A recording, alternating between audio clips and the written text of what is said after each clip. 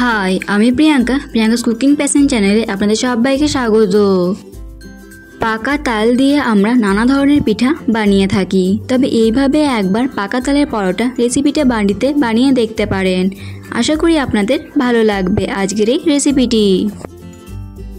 এবার এর মধ্যে দিয়ে দিচ্ছি কিছুটা পরিমাণ আটা, তবে আপনারা চাইলে ময়দা দিয়েও পরোটাগুলো তৈরি করতে পারেন। এবার এর মধ্যে দিয়ে দিচ্ছি 1 বাটি তালের পাল্প, পরিমাণ মতো লবণ। এবার অল্প অল্প আটা দিয়ে ভালোভাবে মেখে নিয়ে একটা ডো তৈরি করে নিতে হবে। ডোটা খুব বেশি টাইট বা নরম করার দরকার নেই, আমরা যেভাবে রুটি বা পরোটার জন্য ডো তৈরি করি সেভাবেই ডোটা তৈরি করে নিতে হবে। অল্প অল্প আটা দিয়ে ডোটা তৈরি করে নিয়েছি। এবার এটা ঢাকা দিয়ে রেখে দেবো 10 মিনিট। 10 মিনিট পর ফিরে এলাম। এবার ডোটা থেকে লেচি কেটে নিতে হবে। আপনারা নিজেদের ইচ্ছা মতন লেচি সাইজগুলো করে নিতে পারেন। এবার এর মধ্যে নিয়ে নিচ্ছি একটা লেচিটা ভালোভাবে আটা দিয়ে কোট করে নেব।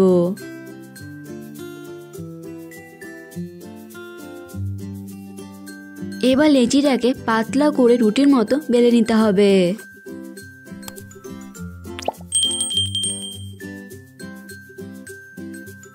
যতটা সম্ভব রুটিটাকে আমি পাতলা করে বেলে নিয়েছি। এবার এইভাবে ফোল্ড করে একটা ত্রিকোণার শেপ দিয়ে দেবো, কারণ আজকে আমি ত্রিকোণ আকারের পরোটা বানিয়ে দেখাবো। আবারও দুদিকেই ভালোভাবে আটা দিয়ে কোট করে নিচ্ছি। এবার পরোটাটাকে ত্রিকোণ আকারে বেলে নিতে হবে। এইভাবে ত্রিকোণ আকারের পরোটাগুলো করলে পরোটার লেয়ারগুলো খুব সুন্দর বোঝাবে এবং দেখতেও খুব সুন্দর লাগবে। পরোটা তৈরি করে নিয়েছি। এবার পরোটাটা ভেজে নেব। তাওয়াটাকে আমি ভালোভাবে গরম করে নিয়েছি। তাওয়ার মধ্যে দিয়ে দিলাম একটা পরোটা। এবার পরোটাটাকে শুকনো তাওয়ায় উল্টে পাল্টে ভালোভাবে সেঁকে নিতে হবে।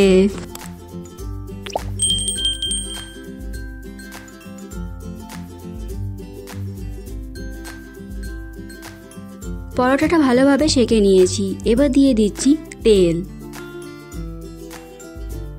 তেলটা ভালোভাবে পরোটার চারিপাশে লাগিয়ে নিতে হবে। এবার পরোটাটা লাল লাল করে ভেজে নেব।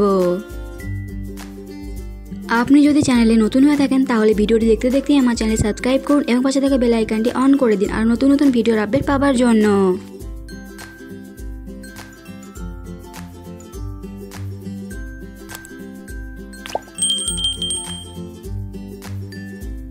পরোটাটা লাল লাল করে ভেজে নিয়েছি। এবার এটা তুলে নেব। তৈরি হয়ে গেল আমার আজকের এই রেসিপিটি। এই রেসিপিটি আপনাদের কেমন লাগলো অবশ্যই কমেন্ট করে জানাবেন। ভালো লেগে থাকলে লাইক এবং শেয়ার করবেন। আজ এই পর্যন্তই।